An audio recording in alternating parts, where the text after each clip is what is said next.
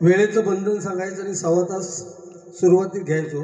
काय पारकर बुवांका मी काहीतरी सांगण्या एवढे ते लहान नाही आहेत. त्यांनी स्वतः समजू गया. कारण 12:15 झाले.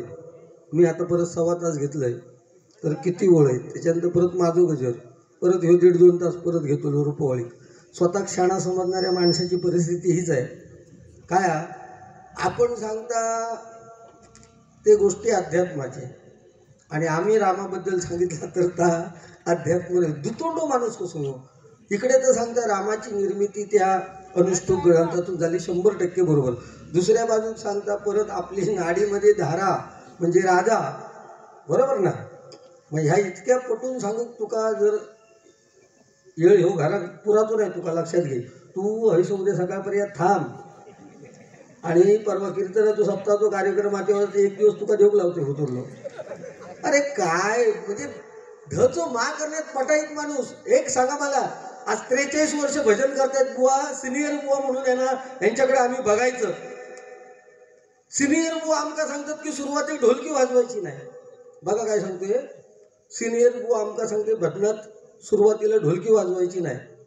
मग 43 वर्ष झालेल्या बुवान जर ढोलकीन सुरुवात झाली, ह्याच्या भजनात जर ढोलकीन सुरुवात केल्या तर ह्याका सिनियर म्हणायचो की ज्युनियर म्हणायचो. मग आम्ही नेमक्या ऐकायचा कोणाचा. आणि हैसर मी पणाची गोष्टी माझ्यासमोर सांगायचे. तू तुझ्या घरचं मोठं असेल ना, अरे तू जळतस लक्षात घे.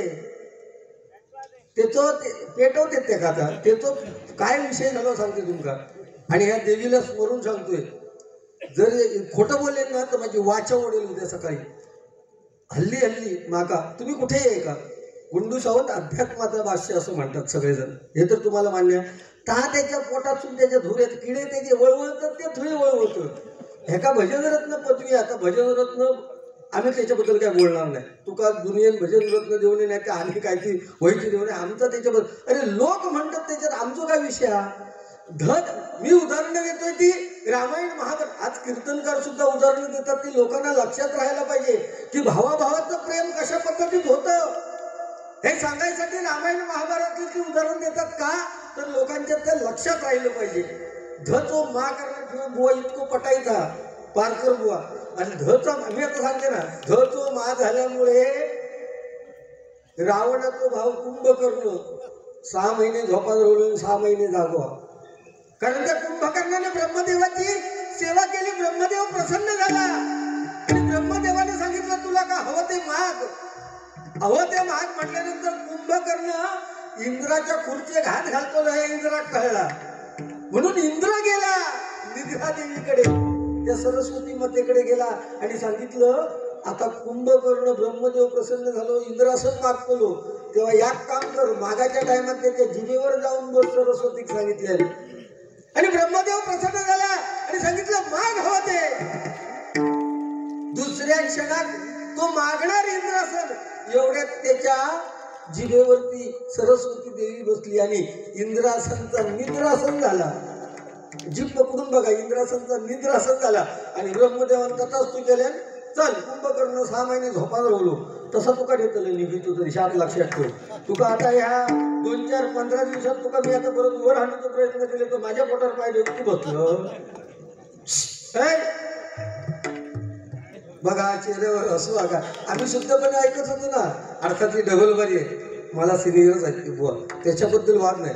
पण जे मी मांडतोय तर 100% लोकांचा पाठवलं. लोकांच्या चेहऱ्यावर कुठे हसून सिरियसली ठीक आहे ना बुवा तुम्हाला. बरं मी विचारतो ह्याच्या 43 वर्षात तुझा या सगळा अध्यात्म होता बोल. आता तू सगळं उपडी पडतोय माझ्यासमोर.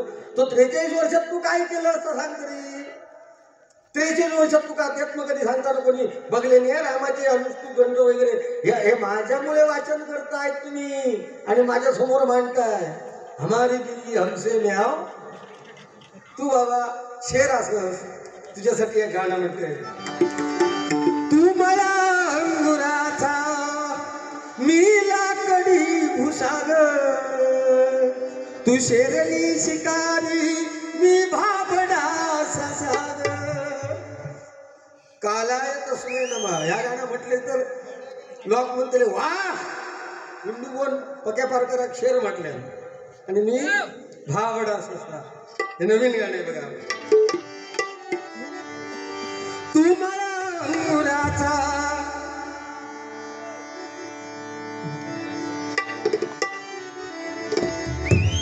तू मला अंगुराचा मी लाकडी मुसाग तू शरणी शिकारी मी भाबडा ससाग तू शरणी शिकारी मी भाबडा ससाग एक फुल वाहतो सखे जवा तुला पाहतो सखे एक फुल वाहतो सखे जवा तुला पाहतो सखे एक फुल वाहतो तुझे शिकारी तू मला अंगुराचा मी भाबडा तू मला अंगुराचा मी लाकडी मुसागर तू शरणी शिकारी मी भाबडा ससाग तू शरणी शिकारी मी भाबडा ससाग एक फुल वाहतो सखे जवा तुला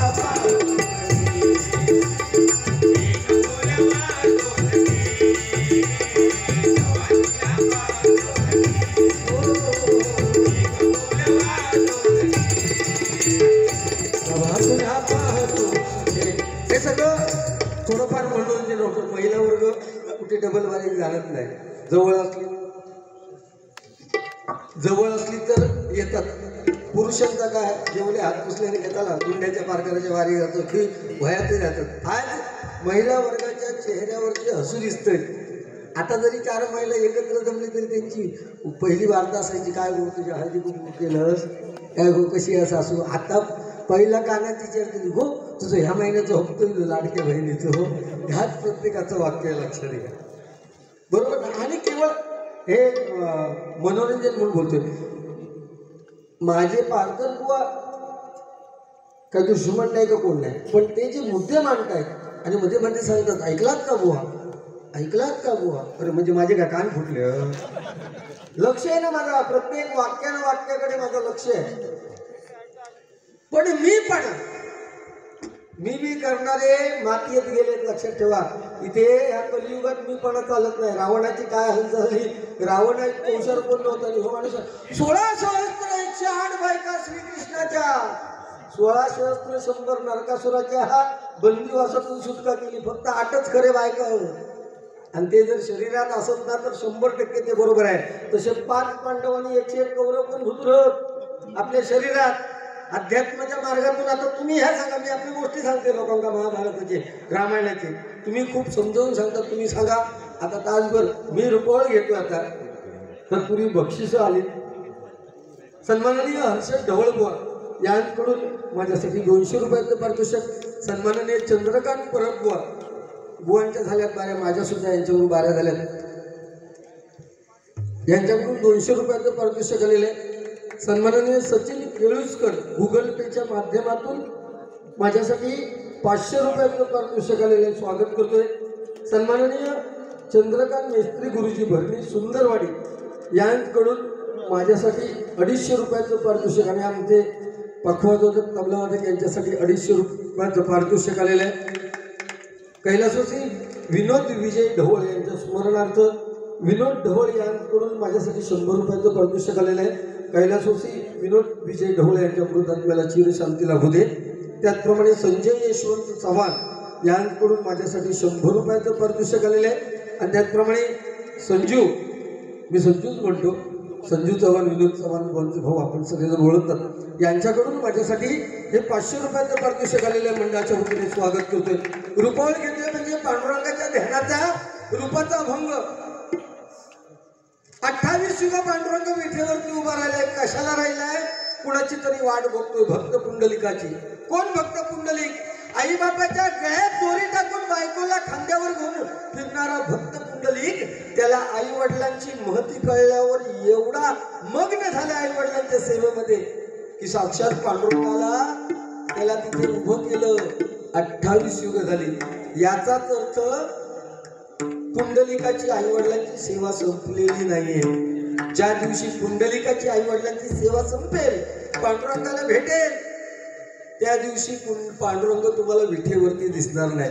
याच्या माध्यमातून काय सांगायचं आहे की जन्मदाते आपल्या आई वडील त्यांची सेवा मरेपर्यंत करा, तुमच्या आयुष्यात कशाची काही कमी पडणार नाही। कोणी सांगितलं की पंढरपूरला जावं, खूप चांगलं सांगितलं। 70-80 वर्षाचा वयोवृद्ध माणूस सुद्धा लहान मुलाला माऊली म्हणून पाया पडतो। तसं आपण म्हणतो की देवळात जावं, कशासाठी काय पाहिजे तर अरे काय देवळात ठेवलेला काय, किती नाव काय देवळात, तर ती एक जागा आहे, लक्षात घ्या।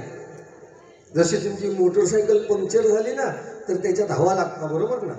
मग हवा तर सगळीकडे हा, पण पंक्चर झाल्यानंतर त्या पंक्चरवाल्याच्या दुकानातच जाऊन हवा भरती लागता, ती हवा त्या जागेत हा, लक्षात घ्या। तिथे गेल्यानंतर आपण नतमस्तक होतो म्हणून आपण तिथे देवळात, तिथे आपले चरण लागतात, लक्षात घ्या।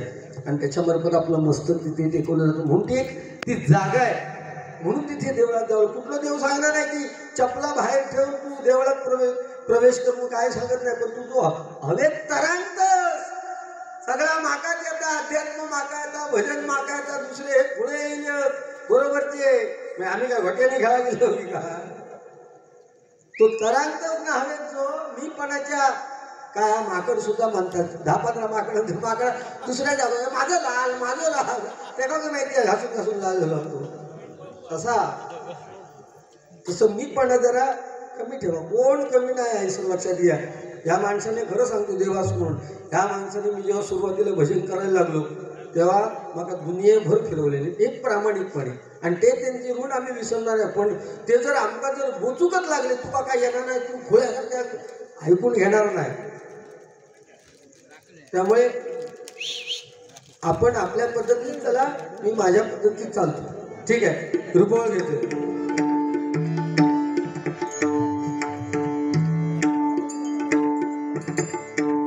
आता घरी माझ्या डायरेक्ट बोलायची हिंमत झाली नाही होती, माका हडेसून तडेसून माका बोचलत आपण ना वार कसं अटॅक करायचो डायरेक्ट, जा काय बोलायचं धाड ते फाड, पारकर बुवाकच बोलतोय मी, ह्या तुमच्या समोर सांगते। आता पारकर बुवाने माका बोलायचं, माझा विषय काय नाही, जेणेकरून लोक थांबले पाहिजेत। तुम्ही दिलेले पैसे फेटाव पाहिजे, माझी बिदाकी 10,000 सांगा घेता, होय पैसे फेडून जायचं, बरोबर ना? हो हा,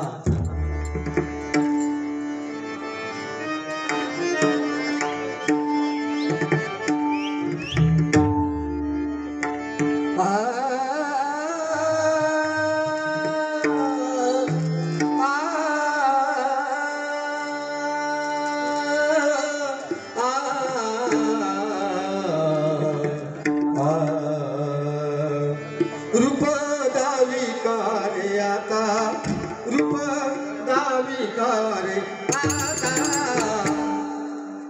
सहस्त्र भुजाच्या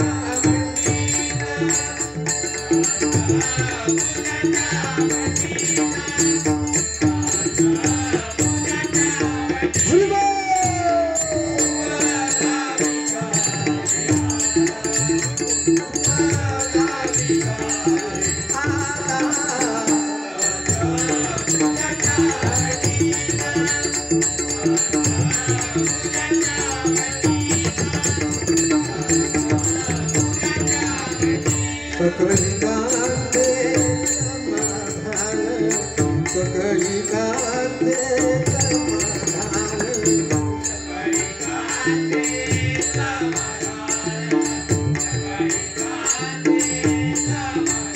नाही देखिला देखिला